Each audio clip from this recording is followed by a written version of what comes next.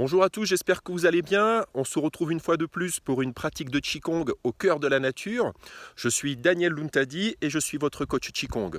Alors voilà, aujourd'hui c'est une belle journée ensoleillée. Je suis allé me perdre dans les hauts de l'île de la Réunion et il y a le lit d'une rivière que je voulais explorer depuis un moment parce que je pense que c'est un lieu fort et un endroit où il va être très agréable de pratiquer. Et aujourd'hui, c'était l'occasion rêvée. Et donc je vous emmène avec moi dans cette exploration, trouver un coin fort, un coin de nature qui est chargé de chi. Vous savez très bien que c'est ce que j'aime faire dans ces vidéos. J'aime vous emmener dans des lieux forts pour vous inviter à des moments de pratique de Qigong parce que le Qigong est profondément relié à ce qui nous entoure. Il est profondément relié à la nature. Dans cette philosophie taoïste et dans cette perception du Tao, c'est se mettre en accord avec les éléments qui nous entourent, avec les énergies qui nous entourent.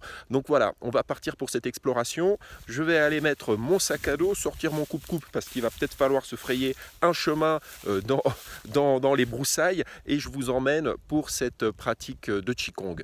On y va.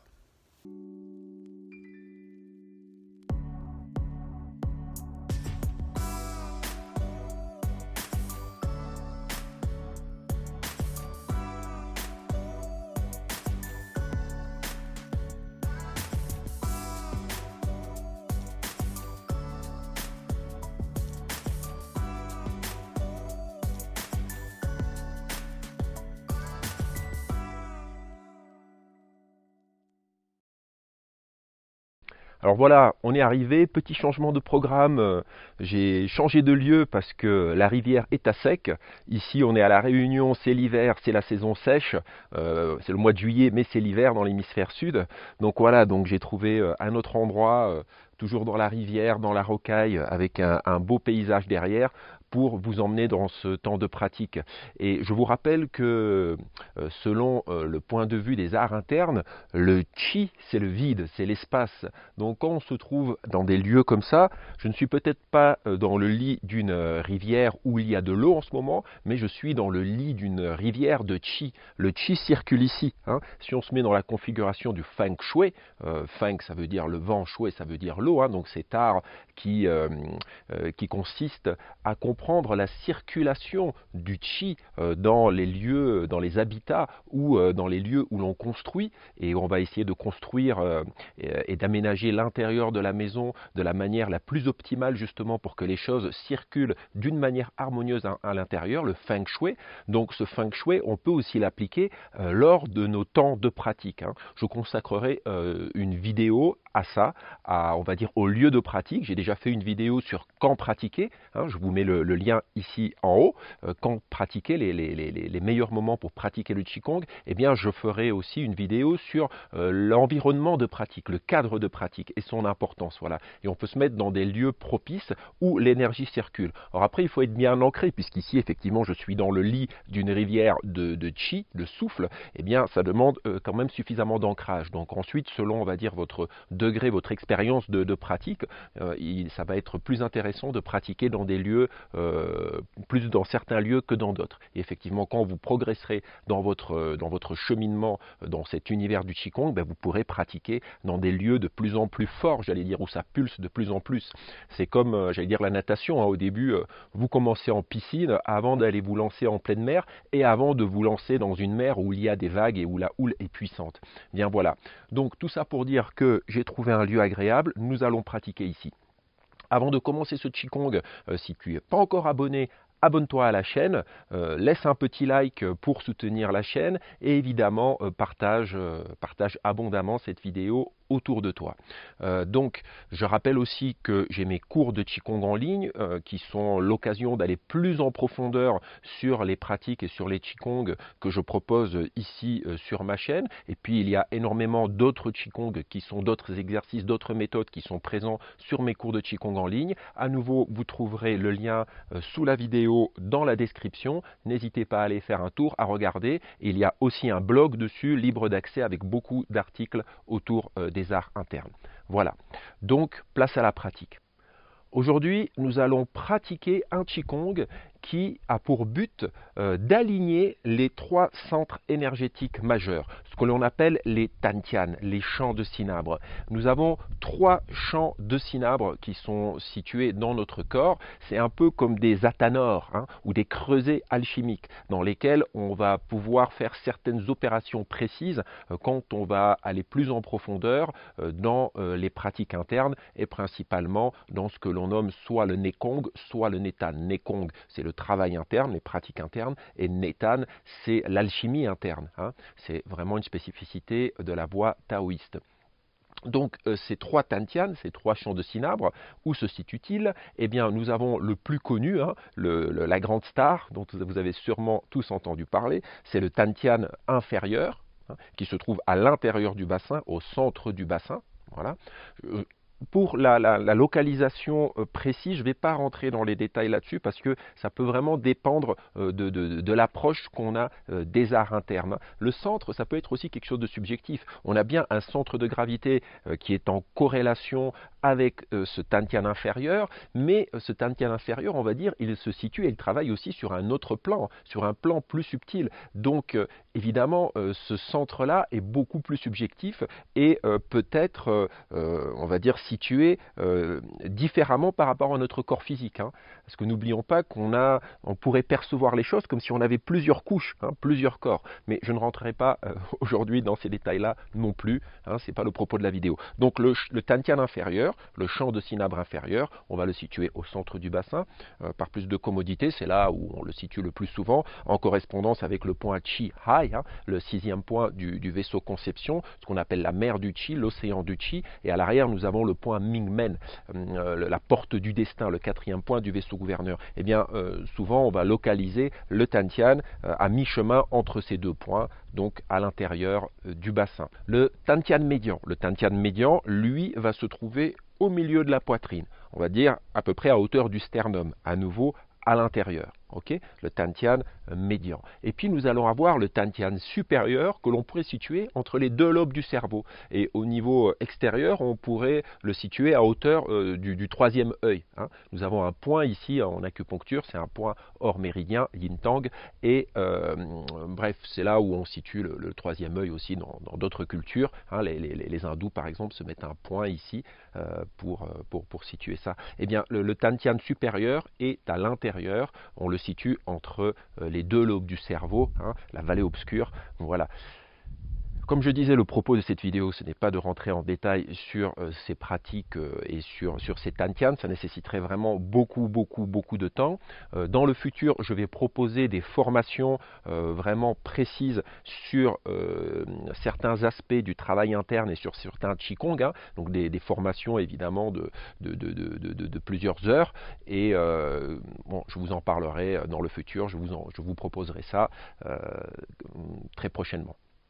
Donc voilà, donc là ce qu'on va simplement travailler, c'est sur un alignement de ces 3 centres. C'est vraiment essentiel que ces 3 centres soient alignés. Alors là, à nouveau, il y a un alignement, j'allais dire, externe, un alignement physique, mais il y a aussi un alignement intérieur, un alignement qui va être plus subjectif, qui va être plus de l'ordre de la perception. Et c'est sur ça que nous allons travailler essentiellement, sur cette correspondance avec l'alignement extérieur et l'alignement intérieur. Voilà.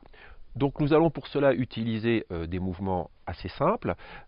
Laissez-vous guider. Voilà, c'est toujours pareil. Ça, c'est des Qigong vraiment de découverte. C'est des Qigong légers. J'ai pas envie que vous alliez trop dans la concentration ou dans l'intensité. C'est vraiment quelque chose de léger. On se laisse aller, on fait circuler les choses et on se fait plaisir dans des cadres qui sont riches en énergie. On y va. Alors, on se place dans la posture initiale, ce que j'appelle la posture initiale, Wu Chi. Voilà, les 2 pieds parallèles, écartés à peu près de la largeur du bassin ou légèrement plus. Les bras le long du corps. On laisse descendre le poids du corps dans le sol, dans les points Yongchuan plus précisément. On a vraiment cette perception de quelque chose de dynamique dans cette relation au sol, c'est-à-dire vraiment cette sensation du poids du corps qui s'écoule dans la terre. Et puis on amène une présence au sommet de la tête, sur la zone qui est en correspondance avec le point Pai Hui, le point des 100 rencontres, et on va avoir une présence sur le sommet de la tête, on perçoit le ciel par le sommet de la tête, et on peut même avoir cette intention de porter quelque chose en équilibre posé sur le sommet de la tête, voilà, sans tension dans les cervicales, dans le cou, on est vraiment détendu, mâchoire détendue, voilà, tout le visage détendu. Donc cette présence a quelque chose qui s'écoule dans la terre et à quelque chose que l'on soutient et qui nous élève. Voilà. Et là, on est déjà dans cette dynamique, dans cet alignement, dans ce travail d'alignement extérieur, physique, simplement par cette perception de cette relation au sol et de cette relation au ciel. Je précise que dans ce Qigong, la respiration sera totalement naturelle. J'insiste souvent là-dessus dans mes Qigong. Au début, respirer naturellement. Certains Qigong ensuite vont avoir une coordination avec la respiration, pas tous, mais au début, respirer naturellement, surtout que nous allons aller assez lentement. Voilà.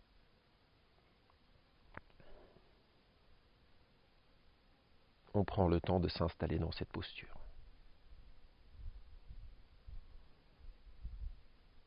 On prend le temps d'établir cette relation au sol.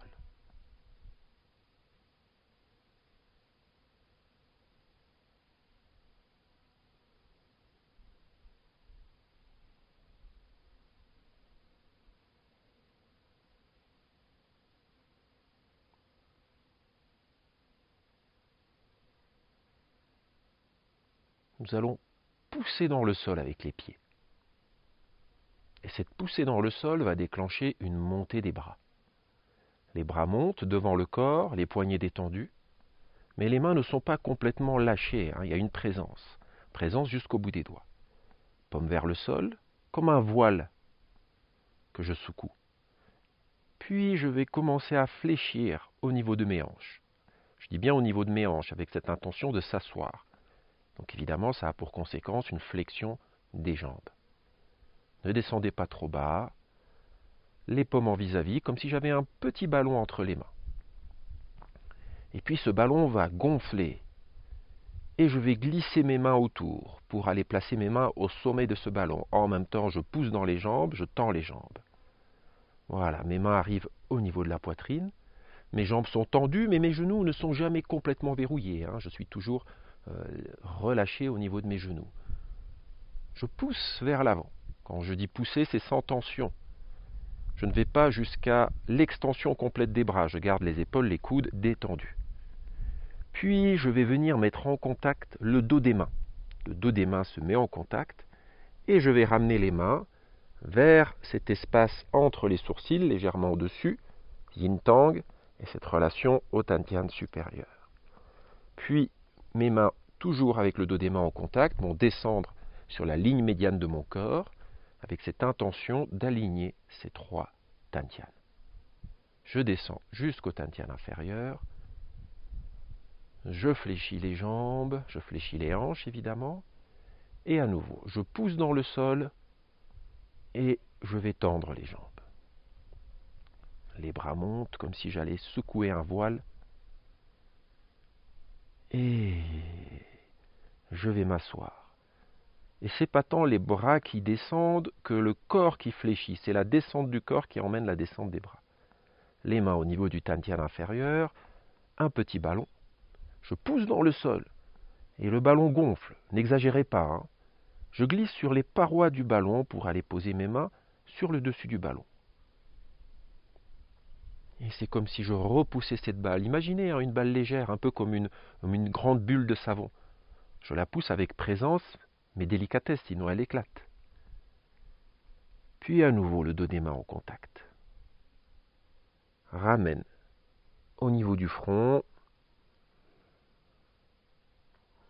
Et cette intention d'aligner ces trois centres, une ligne médiane qui traverse le corps, du sommet de la tête jusqu'au périnée. Flexion, légère flexion ici. Pouce dans le sol, extension. Montez des bras. Ne montez pas les épaules quand vous montez les bras. Les coudes sont relâchés, posés. Paume vers le sol. Et là, une flexion plus importante. Mais sans sortir les fesses, sans cambrer la région lombaire. Descendez ce que vous pouvez, n'exagérez pas. On va aller pas trop bas. Petit ballon, pousse dans le sol. Le ballon gonfle. Pas trop, Je glisse sur les parois du ballon. je pousse. Je vais chercher loin devant, les coudes posés, les épaules posées. Grande spirale au niveau des avant-bras, le dos des mains en contact. Et je ramène au niveau du front. Flexion, les mains descendent. Et cette présence à l'intérieur, cet alignement. Pai Hui Hui Yin, sommet de la tête, périnée. Et ces 3 tantianes qui sont sur le trajet de cette ligne médiane intérieure, pousse dans le sol. Et la respiration naturelle, ne la coordonnez pas au mouvement, on prend tout notre temps pour être dans la perception, dans l'écoute, et dans l'écoute des éventuelles tensions qui pourraient se mettre en place dans le corps, et on relâche ces tensions. C'est ça qui nous intéresse. La continuité du mouvement, le relâchement, la détente articulaire, la présence dans tout le corps, et la continuité aussi dans notre présence. Les mouvements s'enchaînent naturellement l'un après l'autre, avec fluidité, douceur. Sentez cette relation au sol, quand vous fléchissez les jambes, comment le centre de gravité se rapproche du sol, comment cette relation au sol se fait plus puissante, et je pousse dans la terre. Et cette relation au sol est toujours puissante, comme si mes pieds s'enfonçaient dans le sol. Et je garde cette présence au sommet de la tête. Toujours, comme si je portais quelque chose en équilibre sur le sommet de la tête.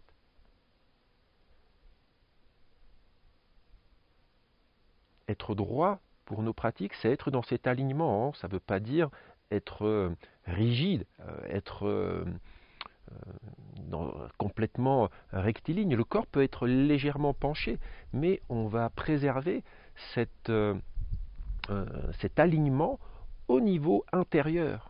C'est cette ligne. Imaginez un axe qui traverserait le corps du sommet de la tête jusqu'au périnée, ou du périnée jusqu'au sommet de la tête, comme un axe qui serait au centre du corps. Eh bien, cet alignement, être droit, c'est être en relation avec cet axe. Et donc, par rapport à l'extérieur, cet axe, il peut légèrement bouger. Donc, je peux être penché tout en étant droit, dans cette perspective. Flexion. Petite sphère entre les mains, sphère qui grandit. Je suis présent jusqu'à la pulpe des doigts, je suis présent dans les mains. Je sens la densité de cette sphère. Soyez dans la circularité. Voilà, et j'étends les bras. Et je veille à ne pas verrouiller les coudes, pas verrouiller les épaules. Le dos des mains en contact, je ramène vers le Tantian supérieur. Et le long de cet axe, je descends, Tantian médian. Légère flexion des jambes, Tantian inférieur. Les bras se séparent. Pousse dans le sol. Et à nouveau. Assise dans les hanches. Léger. Paume en vis-à-vis. Pousse dans le sol. Enveloppe cette balle dans ce mouvement circulaire et rond. Repousse avec douceur.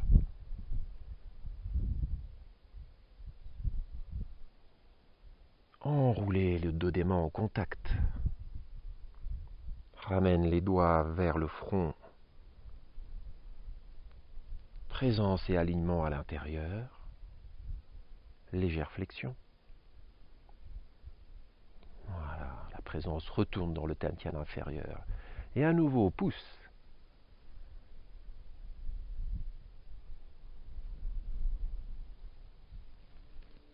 Comme une vague.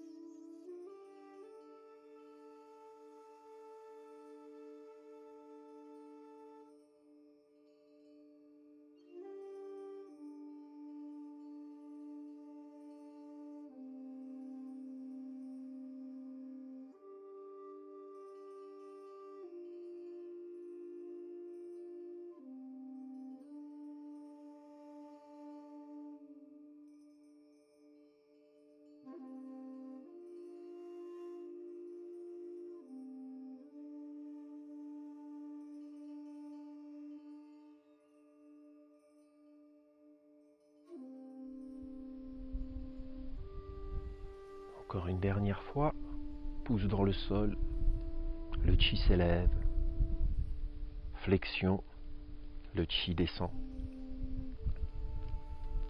le chi se rassemble, s'étend de la périphérie, de l'interne, s'étend de l'intérieur vers la périphérie.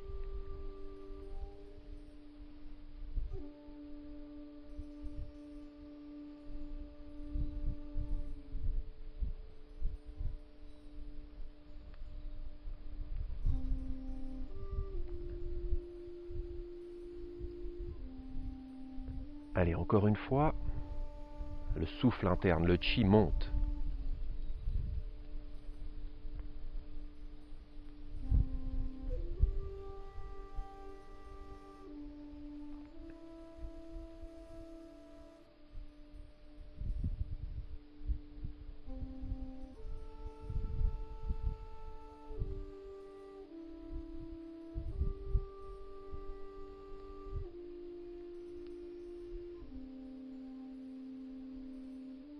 Allez, encore une fois, le souffle interne, le chi monte, le chi descend, le chi se rassemble, le chi se déploie dans un mouvement centrifuge de l'intérieur vers la périphérie. Le chi s'étend. Et à nouveau, on rassemble à l'intérieur, Dantian supérieur. Le chi s'écoule, descend, Dantian médian et Dantian inférieur. Et on va rassembler notre présence à l'intérieur, présent à ces trois centres, présent à ces trois Dantians. Mais une présence légère, on n'est pas dans une concentration excessive, c'est juste une conscience de ces espaces intérieurs. C'est comme trois cavités, cette cavité au niveau du crâne, cette cavité au niveau de la poitrine et cette cavité au niveau du bassin. Soyez simplement présent dans ces cavités, sans obligatoirement chercher à situer un centre, un point particulier. Laissez simplement votre chaîne habiter ces trois espaces. Vous les mettez ainsi simplement en relation par votre présence. Voilà, vous pouvez rester dans cette posture et dans cette écoute aussi longtemps que vous le souhaitez.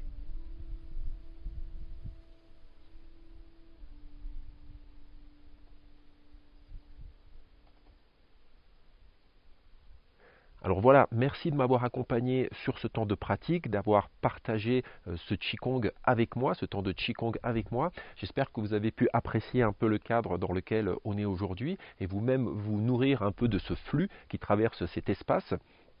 Voilà, c'est vraiment un Qigong très profond.